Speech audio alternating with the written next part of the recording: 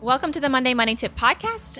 My name is Megan Hibbard, and this is episode 265, if you can believe it. It is July 31st. We are at the end of July. I cannot believe how fast the summer is going and has gone. As you can tell, if you're watching on YouTube or if you're listening, you do not hear Joe or see Joe. So today's episode is just me. Get excited about that. But I am doing today's episode because Joe is spending some time with his family on vacation and wrapping up that before he comes back full swing, ready for the fall. So we give him all the time off he needs in the summer to kind of recoup because we go full speed August through May and don't stop, as you can tell if you've met Joe. So today's episode is going to be a special episode. So we're going to talk about 3 tips for back to school. So you might be saying, my kids go back to school tomorrow, or my kids go back to school next week. What do I do? Or maybe you have a little bit more time. I know here in South Carolina, it's like next week or this week or something. It happens so soon. It feels really early this year, which is wild. But we're going to be going back to school. And so we wanted to share with you some tips of how you can do back to school well. We have a bunch of other episodes that we've filmed over the last couple of years of like details of how you can do back to school, shopping, all that kind of stuff. So I'll make sure to link those in the show notes so that you guys can go back and listen to those because they're super helpful. But today, my 3 quick tips are my first tip for back to school is set your budget and make a list. Now, this seems simple, but can be super beneficial when you're thinking about back to school shopping. So let's start out by making a budget. So what money do we have to spend? What have we allocated for in this month for back to school? So that could include school supplies, clothes, teacher gifts. I feel like is one we often forget. Maybe you don't do teacher gifts. Maybe you'd want to bless your teachers this year to say like, take care of my kid or hope they do great. Or maybe like some other necessities. So maybe a lunchbox, a backpack, pencils, pens, notebooks, whatever it is that your kid needs to thrive and survive in school. So let's think about that list. Let's set a budget. So maybe you have $50 to spend. Maybe you have 100 or 200, whatever your number is. It can be as big or as small as it can fit in your budget because that's the key. So make sure you're writing out all of those. Think through if you've been budgeting for a while, look back at last year and see kind of what you spent so you're able to know that. Maybe do a little bit of pre-looking on Amazon or Target, Walmart, your store of choice, whatever you want to do. And maybe that will give you a little bit of an idea of expenses. So as you think through those, you're writing them out, and let's try not to have any surprise expenses, or this one can get you shopping on a whim. So maybe you're out and about, you're doing grocery shopping, and you're like, I'll just pop in real quick and see like what I can find. And then $150 down the drain. And you're like, I didn't count for that. You're shopping on a whim. You see these things, you're like, oh, it's a great deal. I can go ahead and buy it now. But if you haven't put it in your budget and you haven't prepared for it, then it can really derail your budget for the whole month. So we want to make sure we're not doing that. So we have a mini budget that you can use on our website. I'll include a link in the show notes as well for that. And so in that, you can write out all the different expenses that you need. So maybe you're writing out school supplies. Maybe you're writing out clothes. You're writing out gifts for teachers, backpack, lunchbox, like whatever it is, you write out all that stuff and you can put some numbers beside it of what you think it's going to cost. And then you have a total and hey, I'm within my budget. I have a little bit more wiggle room, or I'm already over my budget. I need to cut some things. So one way that you can kind of help with this, if you're looking at your budget and you're like, oh no, what do I do? I'm kind of overspending, or I need to cut back some, is shop sales and deals. So that's our tip number 2. So as you're shopping sales and deals, maybe you're utilizing an app that can tell you different deals or different ads that you can check where the best deals are. So really shopping to see, okay, I need this item. Well, the majority of stores are going to have pencils or pens or notebooks or markers or glue, like whatever it is your child needs, backpacks, like very common things for back to school shopping, which is really great because it means you have lots of different options for buying and looking around and making sure you're getting the best deal.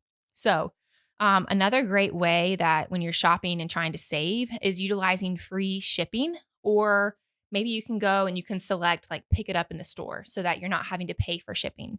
So that can be a really great way to kind of save some money, get some better deals, save some time even. I know I have 3 kids, I'm busy, and the last thing I have time to do is do back to school shopping, but it's definitely one of the things I need to do for our 4-year-old.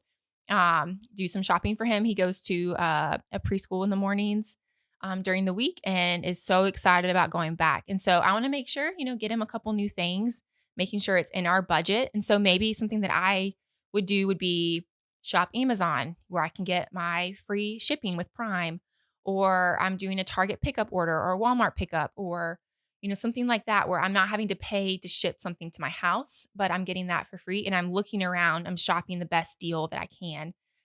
Maybe I'm doing that at night after my kids go to sleep because it's kind of my free time.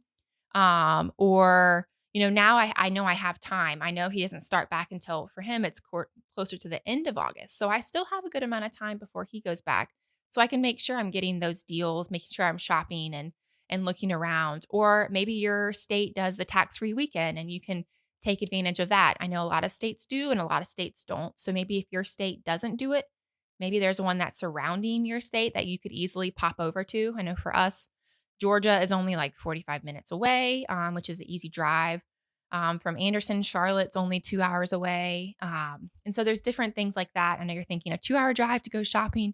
Well, maybe you make it a day and you do fun things in that city and you have a whole family experience before your kids go back to school and you're doing something like that, but you're also able to save money by utilizing that tax-free weekend. Could be fun. Make it a day, make something fun out of it.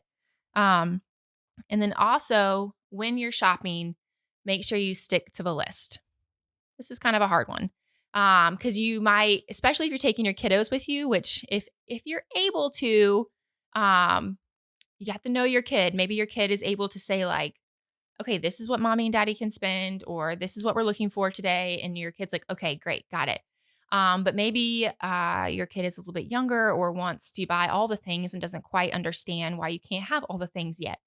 It's a great learning opportunity for him. But also, if there's a way to leave them at home or kind of do some shopping and maybe you can surprise them with some things, maybe your kid would like that. But if your kid wants to be involved, make sure you go, bring them in, invite them into it. Hey, this is our list. These are the things we're looking for. Can you help me look for these things? Like, let's make it a scavenger hunt. Can we find these things? Like, let's look for the best deal.